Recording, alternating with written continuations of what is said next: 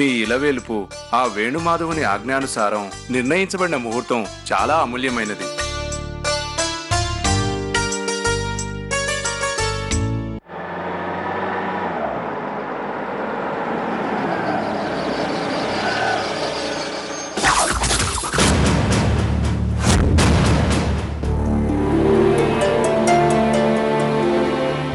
రాధిక దిగమ్మా.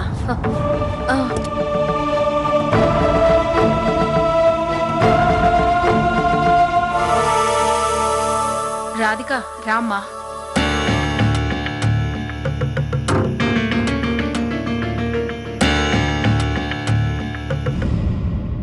నమస్కారం శాస్త్రి గారు. నమస్కారం అమ్మా, కూర్చో.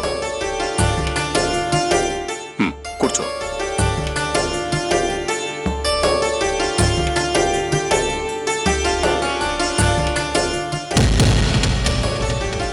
నూటొక్క సంవత్సరాలకి ఒక్కసారి వచ్చే ముహూర్తం ఇది.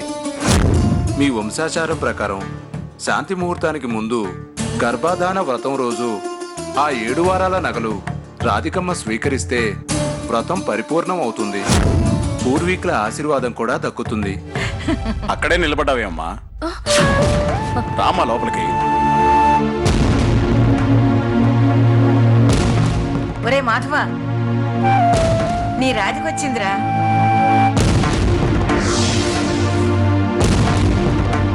దివ్యమైన ముహూర్తానికి భగవత్ సంకల్పంతో పాటు పంచభూతాల ఆశీర్వాదం కూడా లభిస్తుంది.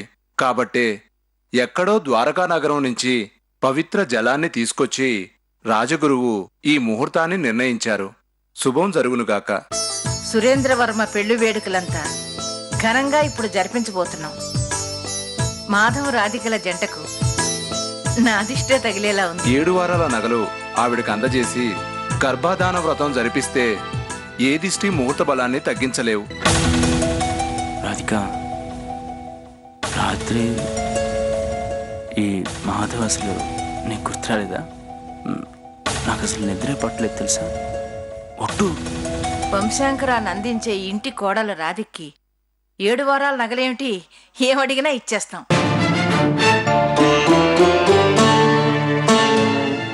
అంతా శుభం జరుగుతుందమ్మా. కరెక్ట్ సమయానికి వచ్చావు సత్య.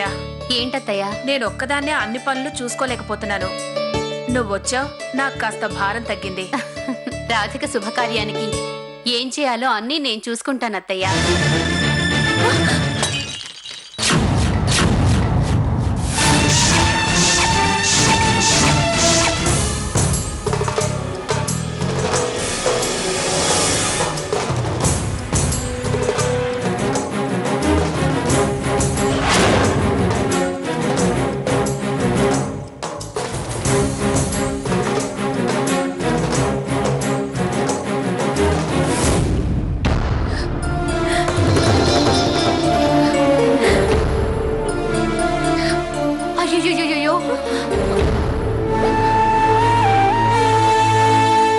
మాధవ్ ఫోటో పొరపాటున చెయ్యి తగిలి పడిపోయిందక్క. పొరపాటు కాదే, గ్రహపాటు. దురదృష్టం నిన్ను వెంటాడుతుంది అని చెప్పాను కదా, ఇప్పుడు అదే జరుగుతోంది. అక్క, ఏంటి చెల్లి? ఎన్ని అనర్థాలకి కారణం ఆ నగలే అయితే నీకు దండం పెడతాను. ఆ నగలు నాకు ఇచ్చేయక్క. 2 రోజుల్లో మావయ్య గారు పూజ కూడా ఏర్పాటు చేస్తున్నారు. అవి పూజకు కావాలి. అమ్మ ఆశ. అక్క, ఇవ్వకపోతే ఏం చేస్తావు? ఏం చేస్తావు? ప్రతిసారి చెప్పాలంటే బోరు కొడుతోంది.